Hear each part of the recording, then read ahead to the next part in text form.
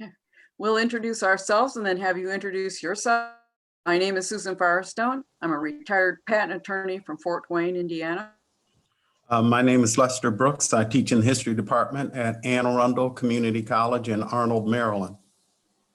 And I'm Tim Moore from the Center for the Study of the American Constitution at the University of Wisconsin in Madison, Wisconsin. It's great to be here. Okay, and please introduce yourselves. Hello, I am Jack Dad, and I am part of the Williston Northampton School's Massachusetts Wildcard Unit 2 group, and we are all juniors. Hi, my name is Pragya Raja. Hi, my name is Daniel Shin. My name is Amy Ren. My name is Tabitha Randlett, and this is our teacher, Peter Gunn. Okay, thank you. Well, we're in Unit 2, and we have question 1. So what were the major disagreements among the 55 delegates during the Constitutional Convention in Philadelphia, and how were they resolved? What issues, if any, were not resolved, and what were the consequences? Which, if any, should be made to the Constitution? And you may begin. Delegates of the Philadelphia Convention were natural-born rule breakers who, instead of amending the Articles of Confederation, wrote an entirely new constitution, but not without their share of struggles. The 55 delegates disagreed on the division of power between the national and state governments, as well as ideas on representation and citizenship. Some disagreements that arose were resolved, like the priority federal laws had over states. However, some issues like citizenship went unresolved for many more years. Even today, we still see debates over the Constitution. Recently, America has shown its lack of value for the general welfare through this pandemic. This brought light to flaws in the Constitution that impede the national government's ability to take necessary action in these times of crisis. Anti-federalists feared a strong centralized government, so the major disagreements at the Constitutional Convention were over the Bill of Rights and the sharing the division of power between states and federal government. In Article 2 of the Articles of Confederation, it says each state retains the sovereignty, freedom, and independence, and every power which is not expressly delegated to the United States, making it incredibly clear that individual states had more power over the national government. After the Articles of Confederation vote, the delegates agreed that they should not go down the same path in the new constitution. Anti-federalists understood that if they were going to subject to a greater power again, they need to clearly outline their rights in order to ensure them. Hence their debate for the inclusion of a Bill of Rights. Like the debates over federalism, the issue of citizenship was never resolved in the Philadelphia Convention. In fact, citizenship was not defined in the Constitution until 1868, so it was never clear who the protections of the Constitution applied to. Another issue at the convention was representation. While the problem of presidential elections was resolved by the creation of the Electoral College, it has since become a major issue and talking point in modern-day politics. Because the framers did not want America to be built upon a two-party system, they created the Electoral College with the absence of parties in mind. So when the United States split into two parties, the Electoral College no longer functioned the way the framers envisioned. The only election that went the way the framers predicted was the election of 1824, where John Quincy Adams defeated Andrew Jackson in the House of Representatives. While there were unresolved conflicts between the responsibilities and power over state and national government, the pandemic showed the significance of why it needs to be resolved. During the pandemic, the unresolved idea of federalism brought up the problem where the level of the government that is responsible for the people was unclear. National government decided to give away the responsibilities to the state government, where it brought the conflict of the court cases such as the Roman Catholic Diocese of Brooklyn versus Cuomo. The different levels of restrictions in each state influence people to feel dissatisfaction in their limit from assembling. So the idea of federalism needs to be clear, where the national government takes the responsibility and the power during the national crisis, where every person in each state can be influenced and impacted equally. The statement "Congress shall make no law" in the First Amendment indicates a limitation on the government's power to enforce laws to prevent people from gathering in person. Prompt action played a significant role in reducing and preventing the pandemic, but the First Amendment was an obstacle that made the fight in COVID-19 more difficult. The cases of Roman Catholic Diocese of Brooklyn versus Cuomo also serve as an example of how the government struggled to restrict religious groups from gathering in crucial times for protecting the common good. To prevent this situation from happening again, there needs to be a change in the Constitution. The suspension clause should be added to the First Amendment, saying Congress shall make no law violating the First Amendment unless the nation falls into a state of emergency, enabling the government to make restrictions that put the common good before individual rights.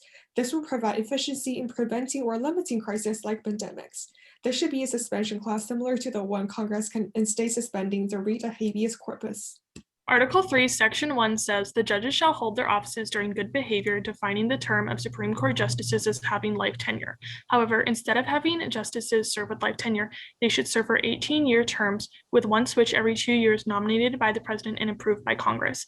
Federalism in the power of the central government was a central disagreement at the Philadelphia Convention.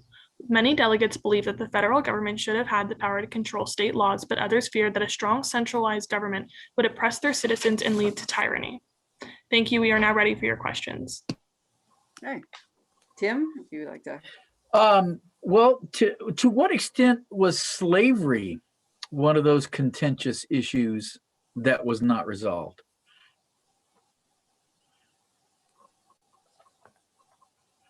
I would say one of the reasons that slavery was kind of passed over in the convention was because their main focus at the time was to get the Constitution ratified and put the process of establishing America's government into process. And they knew that because many of the states at the time, their main like economic system was slavery and like farming and stuff like that. And so their main focus was to not put that many controversial things in there, just to ensure that everything would run smoothly and get ratified.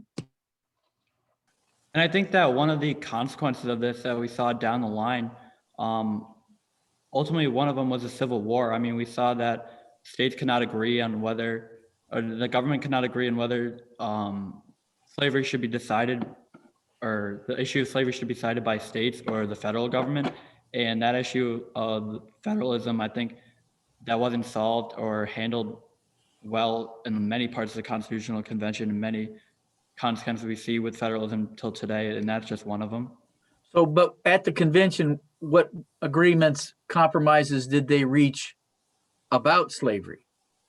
I think it was slavery was implicitly recognized in the original Constitution clause, such as in Article 1, it's commonly known as the 3/5 compromise. And then it was providing with the 3/5 of each state's enslaved population was to be added to its free population of the purpose of representations. Adding on to that, like a 3/5 compromise, like the purpose was to like for South states to gain the political power over North states, where they're like they could gain, because they had more number of slaves. They could use those as like them as a power of like of their representative powers. So I think that was like one of the purpose for the 3/5 compromise as well.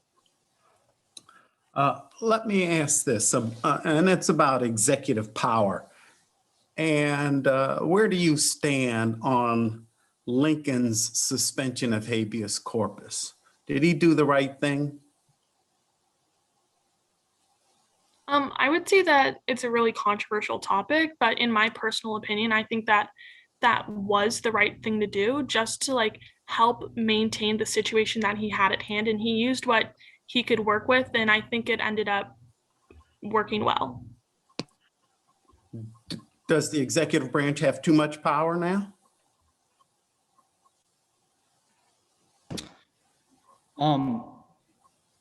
I'm sorry, could you? When we look at the executive branch of office, is there too much power in the executive branch? Is the president too powerful?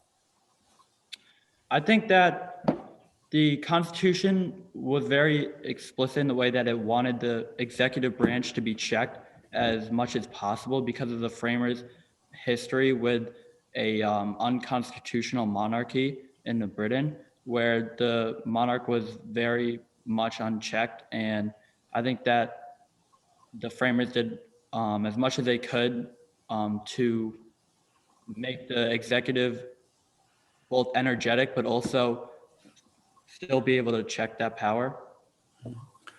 Would you, now we have a single president.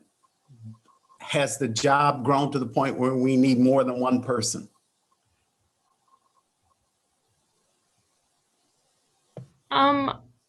I would say that the president has so many people around him that help advise, and especially the vice president, and how the power of the vice president has become, it's become a bigger job in recent times. And I think that that support helps him or her in the future.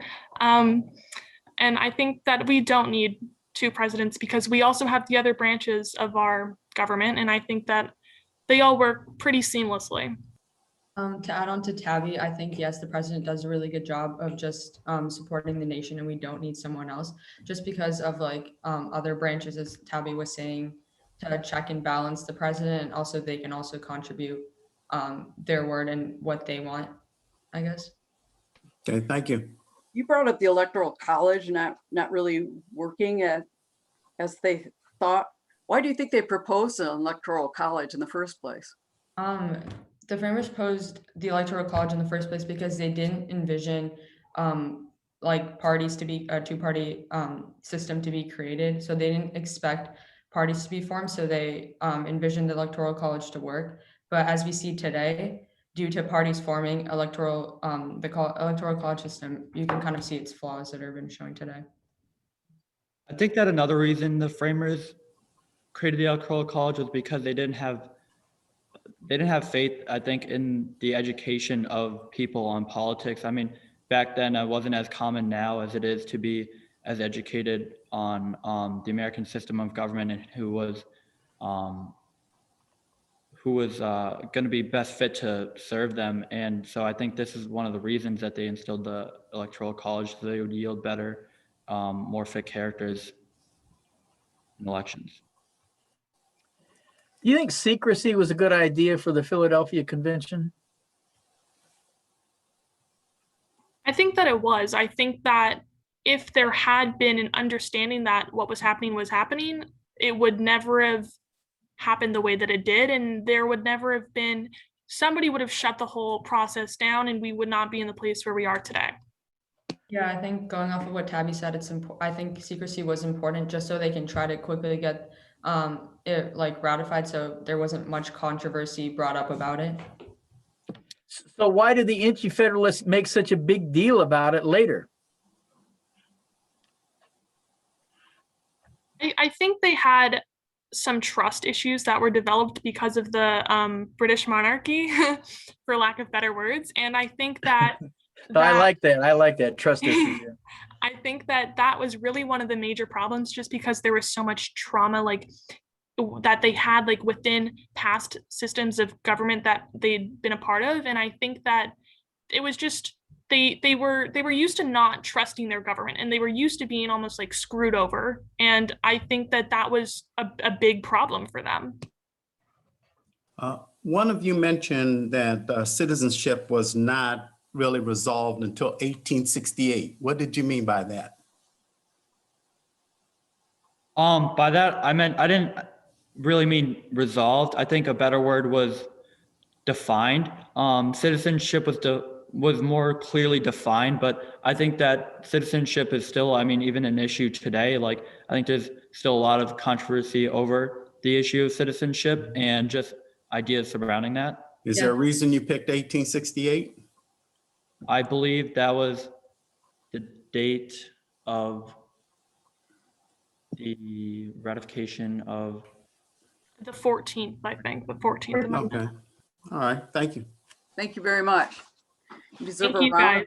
round of applause. But you're not done with us yet. We have some feedback for you. Would you like to start, Lester? Okay. You started off with natural born rule breakers, and I won't say anything more. I'm going to let Tim expound on that.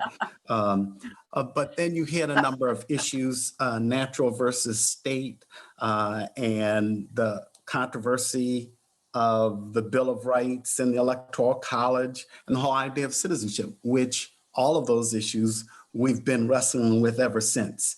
The Articles of Confederation you brought out, that was a good point, because we're still wrestling with that, the sovereignty of the state versus the national government. I like the fact that you helped each other out. So keep that in mind. If you see one of you stumbling, just jump in there and help them out. So good job.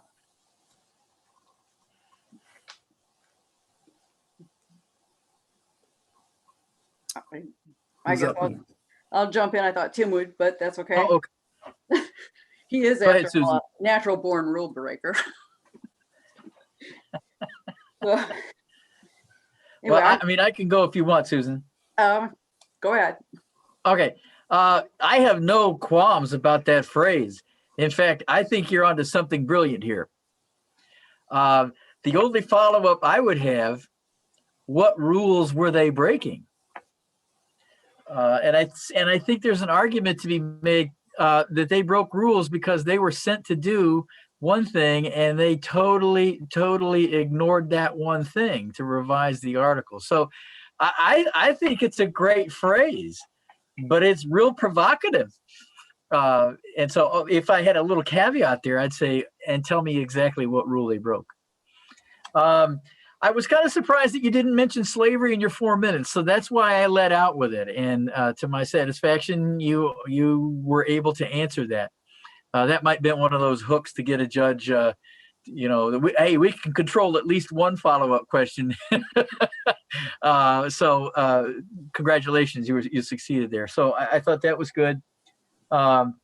There's in your opening statement, your proposals are quite intriguing, and I'm going to be thinking about that here the rest of the afternoon.